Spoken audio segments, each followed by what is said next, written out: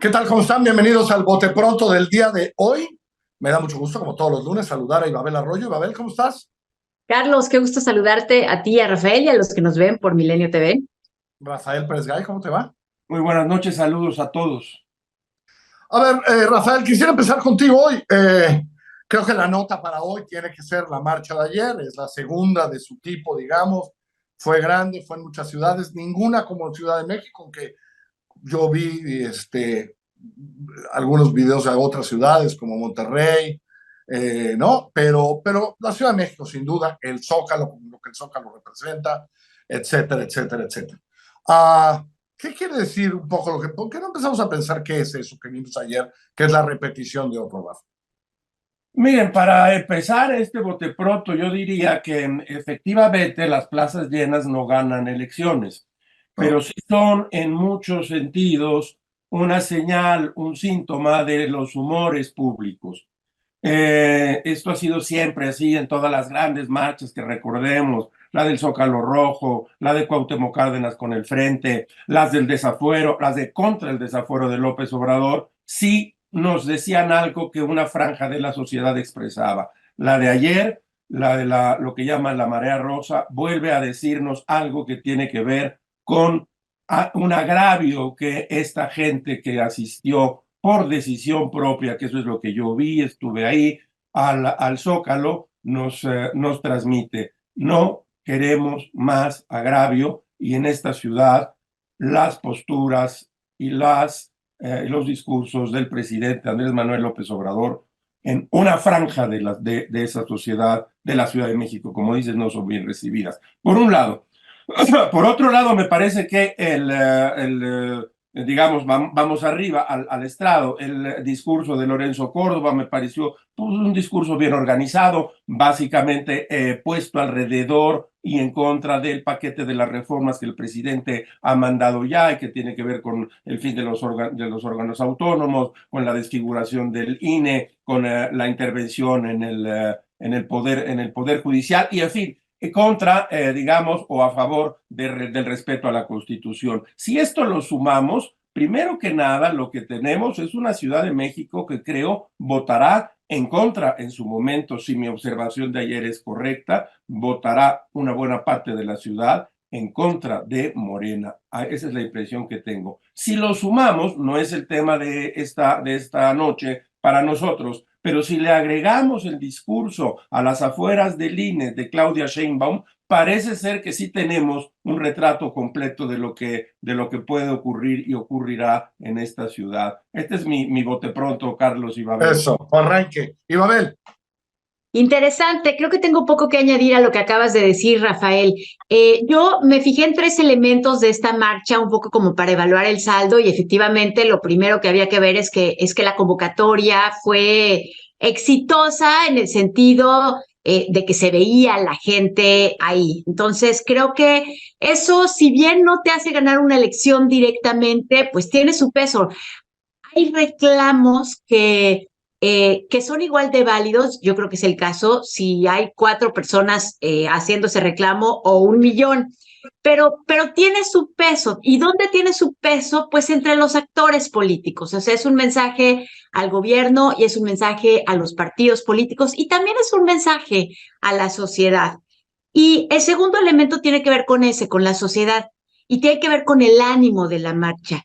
Me parece que el ánimo de la marcha reflejaba una especie de identificación de tribu. Es un poco como aquello que se veía con la izquierda, ustedes se acordarán de esto de verte y pensar, no soy un animal en extinción, hay otros como yo, no solamente son mis amigos, no solo son mis colegas, sino que hay otros y la tribu es más grande de lo que creía, pues hace que se genere un ánimo colectivo, que ¿por qué es importante?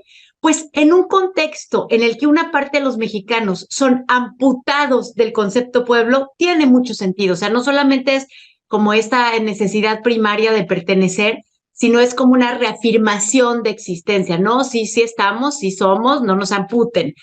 Y por último, el discurso de Lorenzo Córdoba completa mi visión sobre la marcha, porque aunque me gustó y creo que tiene razón cuando decía, bueno, es que estamos aquí, no estamos a favor de un candidato, no estamos a favor de un partido, y de hecho tampoco estamos, creo que lo dijo así, en contra de este gobierno. Y allí yo creo que ese detalle merece una reflexión adicional. Ok, bien, Ibabel, sí.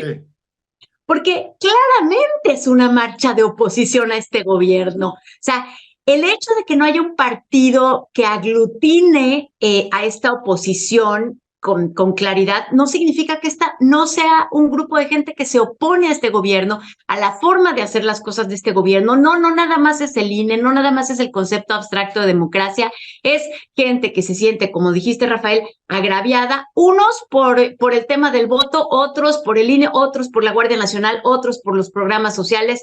En fin, yo claramente veo que este sí es un mensaje de oposición a la forma de hacer las cosas de este gobierno. Y eso hace que la marcha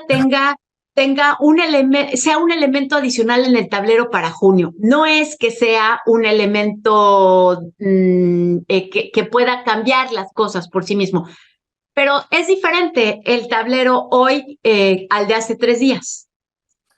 En eso estarás de acuerdo, ¿no, Rafael? Es decir, o sea, a ver, es consecuencia un poco de este ánimo que pasa en el mundo, pero en México está pasando de la polarización en términos de estás conmigo, estás contra mí. Y esto es algo que el presidente ha venido diciendo desde el día 1, cada vez más y tal. O sea, no puedes decir, nosotros venimos al Zócalo a marchar en contra de tus iniciativas, pero no estamos a favor ni en contra de ningún candidato. No, por favor, ¿no? ¿Viste muchos que van a votar por Morena? Entonces, sí, coincido como uno de los puntos, digamos, yo lo noté también, es un punto, una contradicción en el discurso de Lorenzo. Me parece para la forma en que yo viví ayer ese discurso, me parece que menor, pero es correcto y no tengo más que señalarlo tal y como lo hace Ibabel. Hay un punto también aquí interesante. Que es una vez, y estoy de acuerdo con Ibabel, este sentido de pertenencia, es decir, realmente sí, los que estamos en esta plaza y los que llegamos a las calles aledañas, que por cierto, algunas de las calles que llegan al Zócalo también, en ellas también había gente, me llamó mucho, insisto, el tamaño de la concentración, y inmediatamente después la respuesta que esperábamos, que tiene que ver con insensibilidad, que tiene que ver con agresividad, que hizo, por ejemplo, esta mañana el presidente Andrés Manuel López Obrador, tratando de exhibir, según él, a los organizadores, que en realidad es una marcha, dice el presidente de la República, en defensa de la corrupción. Digo, me parece realmente fuera de toda proporción, parece ya que está en el borde del delirio, porque todos vimos ayer un Zócalo lleno y desde luego no vimos ninguna defensa de la corrupción. Me llamó mucho la atención el grito, sea un grito infamatorio, no de narco presidente. Me llamó la atención el grito de fuera López, de la gente que empezaba ahora. Me quedé también con la idea, mientras yo oía y veía, oí el discurso de Lorenzo Córdoba, una guía, un discurso conceptual puede evitar que una multitud se convierta en una jauría. Es decir, nosotros estamos aquí y trato de explicar y desmontar la argumentación en defensa de la democracia, aunque en efecto no es solo en defensa de la democracia, sino en contra de un gobierno que durante siglos ha agraviado a todos y en especial al que estaba frente al micrófono. Entonces, bueno, o sea que al del micrófono no le ha ido nada bien en el no, para nada, ¿no? Y Babel, antes de que te conectaras, hablábamos Rafael y yo que son muchas elecciones, pero sin duda por el tamaño que fue, porque estas discusiones son muy chilangas, dirían allá en Guadalajara, donde viviste tantos años, pero creo que también esto sí hay un impacto en la elección de Ciudad de México, ¿no? Es decir, ¿no? Es decir, sí es la más grande, porque es la ciudad más grande, pero es donde estas cosas suceden. Y quiero creer que si algún efecto electoral puede tener, a lo mejor estas cosas tienen más efecto electoral en Ciudad de México, ¿no? Bueno, y es consistente con lo que habíamos estado viendo, ¿no? O sea, creo que es consistente con los resultados electorales intermedios del periodo de Claudia Sheinbaum, es consistente con las encuestas, en donde se ve una elección cerrada en la Ciudad de México, es consistente con la reacción que ha habido de los capitalinos hacia Morena y hacia el PRD, que fue la primera ciudad en donde gobernaron estos partidos. Entonces, creo que tiene lógica. Ahora, me llama la atención la respuesta post-marcha de los panistas en la Ciudad de México. Creo que es demasiado triunfalista. Sí, sí, no, creo que Tiene también se pasan, pues, ¿no? Sí, y por otro lado, la reacción de los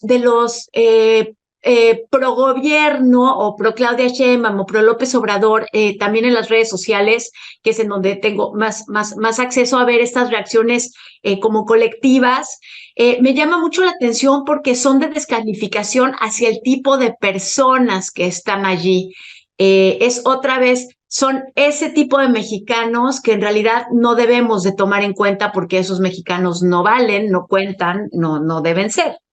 Entonces, bueno, pues también esa es una cosa interesante de la lectura de esta marcha, ¿no? Sí, pero Rafa, sí, ¿no? El fenómeno chilango, digamos, también.